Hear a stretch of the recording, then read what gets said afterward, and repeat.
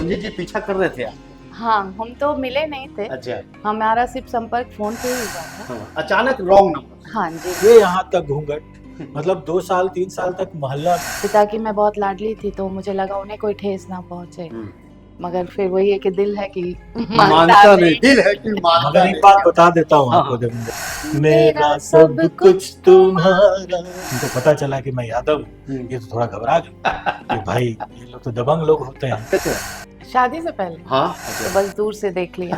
अरे इनको ही नहीं पटाया था, इनके भाइयों को भी मैंने पटा रखा था।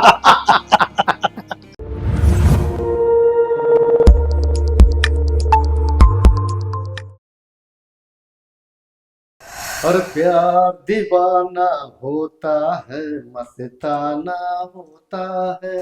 नमस्कार, आप देख रहे हैं सोसाइटी। मैं देवेंद्र सिंह लड्डू। इस वक्त मौसम जो है सुहाना है, वैलेंटाइन डे का मौसम है और लोग तरह तरह से लोग अपने अपने प्यार का इजहार करने का बरसों से लोग इंतजार करते हैं। मियाँ बीवी राजी तो कौन करे कार्य, ये तो सवाल है, सब लोग जानते हैं। हम चर्चा चलाने के लिए आए हैं रंजीत प्रभाकर यादव जी और उनकी मैडम है, धर्म पत्नी है। इनका भी हाल उसी तरह रोमियो जूलियट वाला था। हम सीधे चलते हैं क्योंकि मौसम जो है निकली है वैलेंटाइन डे का। रंजीत प्रभाकर जी और आपको मैडम एसएसआईटी के इस चैनल पर आपको ढेर सारी बधाई। Thank you. धन्यवाद। रंजीत जी, कैसे आप दोनों, कहाँ इधर आप कहाँ उधर? देखिए, मिलना तो खैर कहते हैं कि मुकद्दर की बात है और ऊपर वाला जो रच देता है उसको कोई मिटा नहीं सकता है। उस ज़माने में मोबाइल नहीं हुआ करता था, उस ज़माने में टेलीफोन का दौर था और मेरे पास मेरा अपना पर्सनल लैंडलाइन नंबर हुआ करता था। और मतलब कहते हैं कि क्रॉस कनेक्शन, गलती से कनेक्शन लड़ गया तो मैंने लगातार इनको मतलब इनसे बात हुई, बात फिर बंद हो गई। कई दिनों तक हम लोग फिर बात नहीं किए, फिर नंबर था, फिर मैंने अप्रोच किया, ये बार-बार इनकार करती रही, अच्छा। मना करती रही कि चूँकि अंतरजातीय शादी का अंतरजातीय वाला था, क्योंकि यादव मेरा जब इन्होंने सुना कि जब इनको पता चला कि मैं यादव हूँ, ये तो थोड़ा घबरा गए कि भाई ये लोग तो दबंग लोग होते हैं। और एक परसेप्शन था इनके दिमाग में और डर भी था। अच्छा। तो इन चीज़ों को थोड़ा सा नॉर्मल करने में बहुत समय लगा और इनको मेरी आवाज़ और मेरे बात करने का अंदाज पसंद आया और धीरे धीरे बात बढ़ती गई और कई सालों के बाद हम लोगों ने आज जैसे कि प्रपोज डे है, मैंने इनको प्रपोज किया और ये आसानी से नहीं मानी। अच्छा। क्योंकि समाज का तो डर था हाँ। कि भाई ये हो नहीं सकता, ये संभव है नहीं। मगर एनी हाउ कहते हैं ना कि जब ऊपर वाले ने साथ लिखा था तो ये मान भी गई और हम लोग लगातार बात करते रहे, बात करते रहे। मैडम, एक सवाल है क्या, रंजीत जी आप लोग प्रयास कर रहे थे, मान भी जाओ, मान भी जाओ, आप उसको करें क्या इनकार इनकार, तो फिर कैसे मान गए? बस वही पहले तो था कि कभी हमारे घर में इस तरह से किसी का कोई मतलब संपर्क भी नहीं हुआ था कि हमारी सिस्टर भी थी, तो इसलिए कभी वैसा माहौल भी नहीं था। मगर इनकी बस जो इन्होंने कहा कि इनकी आवाज़ और इनके बात करने का तरीका बहुत प्रभावित किया मुझे।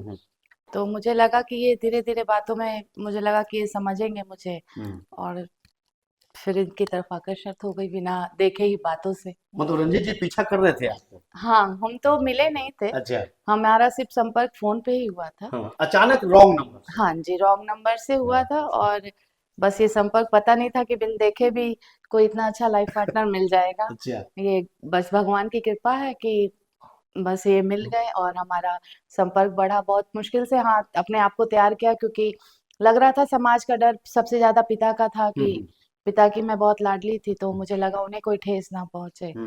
मगर फिर वही है कि दिल है कि मानता नहीं, दिल है कि मानता मगर नहीं। एक बात बता देता हूँ हाँ, आपको हाँ। देवेंद्र जी कि हाँ। आप जो कह रहे हैं कि देखा, हम लोगों ने एक दूसरे को 1 साल बाद देखा, प्यार हो चुका था। अच्छा। मगर ये नहीं पता था कि ये कैसी दिखती है, मैं कैसा दिखता हूँ। सिर्फ एक विचार, जो लोगों का एक विश्वास जो होता है ना कि एक वो विश्वास मैं इनके दिल में बना चुका था हाँ। कि आप मेरी जिंदगी में आइए और मैं आपको बहुत ख्याल क्या रखूंगा। बात है, क्या बात है।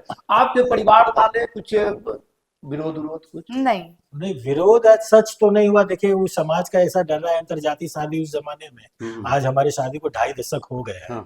उस जमाने में ये चीज तो बहुत बड़ी बात हुआ करती थी। अमर कहते हैं कि उस ऐसा उम्र था कि प्यार के अलावा कुछ भी नहीं दिख रहा था, अच्छा। कि समाज में आगे क्या होगा नहीं होगा, इसका क्या प्रभाव पड़ेगा। क्योंकि अगर आज हमसे पूछा जाए आज की परिवेश में, तो हम 50 बार, जो मैच्योरिटी लेवल बढ़ी, तो लगा 50 बार नहीं 50,000 बार सोचते ऐसा करने से पहले। शायद आज हम एक भी ना होते, मगर उस समय सिर्फ प्यार ही प्यार, सिर्फ ये दिख रही थी और कोई नहीं दिख रहा था। लक्ष्य यही थे, इसलिए मैंने इनको प्राप्त कर लिया। आपको क्या दिख रहा है?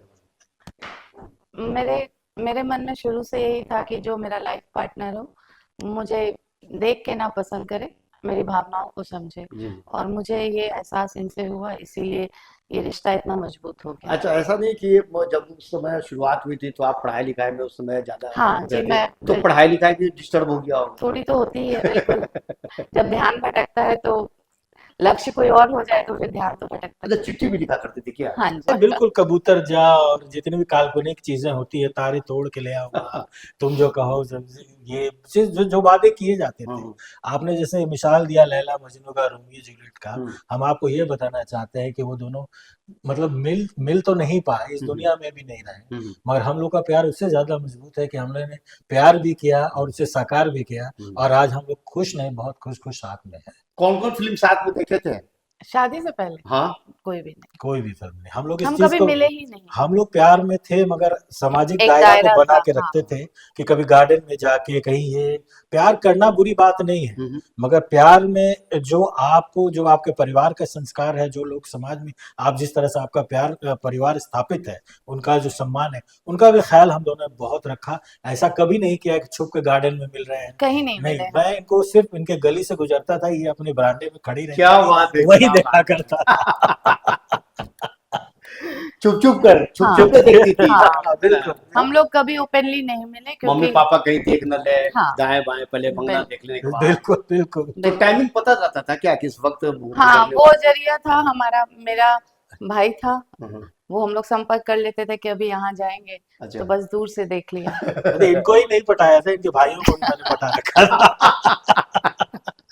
क्या बात है, और ये मिसाइल है। और लोगों के लिए क्या मिसाइल देना चाहते हैं? क्या आप अपने बच्चे जो हैं उनको भी कहते हैं कि क्या भैया बेटा रोमियो जूलियट ऐसा, या किस तरह का संस्कार दे रहे नहीं, लव मैरिज करना कोई बुरी बात नहीं है। हैं? हर चीज का एक दायरा भी होना चाहिए, और आप लव मैरिज करें या अरेंज मैरिज करें, उसमें सबसे ज्यादा इम्पोर्टेंस है कि आप अपने पार्टनर के साथ कितने फ्री हैं और कितना उनको समझते हैं। और जो प्यार शादी से पहले है, जो बातें शादी से पहले है, वो शादी के बाद भी होनी चाहिए। अगर वो करते हैं तो आपका प्यार हमेशा हमेशा अमर रहे, और आप उसको एंजॉय भी कर सकते हैं, और जो आप साबित कर सकते हैं कि आपने प्यार किया तो कोई गलती नहीं की। क्या बात है, बहुत है। तो और भी बहुत सारे ऐसे लाखों की संख्या में हैं जो लैला मजनू बने हुए हैं, उनकी शादी नहीं हो पा रही है, उनके लिए कुछ मैसेज दे दीजिए।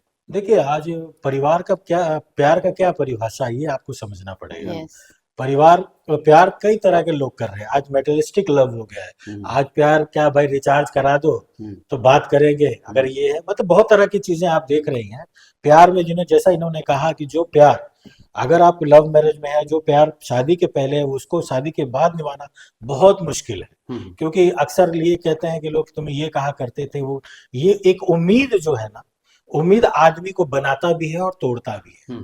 तो यहाँ पे एक दूसरे को समझने का है। जैसे कि ये अलग कल्चर से आई, मैं अलग कल्चर से, मैं आपको बताता हूँ, and I am really proud to say that कि इन्होंने जिस तरह मेरे यादव समाज के, जो बिहार का, हमारे बिहारी कल्चर को इन्होंने जिस तरह से निभाया, मेरे घर वाले परेशान हो जाते थे। ये यहाँ तक घूंघट, मतलब 2 साल 3 साल तक मोहल्ला में लोग, जो मेरे मोहल्ले के लोग रहते, बोलते थे कि हम इसका चेहरा नहीं देखे हैं, और हम लोग परेशान रहते थे। हम लोग फिर भी आज पैर छूते हैं तो यहाँ तक छू लेते थे। ये बाकायदा मतलब बैठ के और हम पूरा झुक के ही लोगों का पैर छूती थी। तो जिस तरह से इन्होंने मेरे कल्चर को अपनाया और इनके घर वालों ने मुझे अपनाया, क्योंकि मैंने इनके घर वालों को समझा, इनके कल्चर को समझा, और ये आसान नहीं था, क्योंकि यहाँ पे कहीं ना कहीं हमारे परिवार का परिवेश भी था, जिस तरह मेरे पिताजी का समाज में प्रतिष्ठा था। तो उन चीजों को देखकर, यादव समाज में मैं था, तो उन चीजों को देखकर लोगों ने यही कहा, इनके परिवार वालों ने, कि हो सकता है कि अगर हम लड़का ढूंढने जाते हैं तो ऐसा परिवार और ऐसा लड़का इनको नहीं मिलता। क्या बात है, वेल डन, वेल डन। गाना वाना इनको मैंने सुनाया था, ये गाना से प्रभावित रहती थी। सुना दीजिए गाना, हाँ, मिलकर सुना दीजिए। एक गाना इनको अक्सर मैं सुनाया करता था। आप भी मैडम साहब के गुनगुना दीजिए। हाँ, तुम मिले प्यार से मुझे जीना गवारा हुआ, क्या बात है, वाह। तुम हुए जो मेरे, मेरा सब कुछ तुम्हारा हुआ। बहुत बहुत धन्यवाद। Thank you. और ये देखिए आज के कल्चरल में 2.5 दशक पूर्व में भी जिस तरह का जो निभाया है, आज भी उसी तरह का हमारे बीच पटना सिटी के रंजीत प्रभाकर यादव उनकी धर्म पत्नी और लोगों को एक मैसेज दिया है, भले ही जाति अलग अलग हो लेकिन प्यार का दामन जब जुड़ जाता है तो टूटने में बहुत ही मुश्किल हो जाता है। ऐसा साइट आप देखते रहिए, लाइक कीजिए। जय हिंद। Thank you.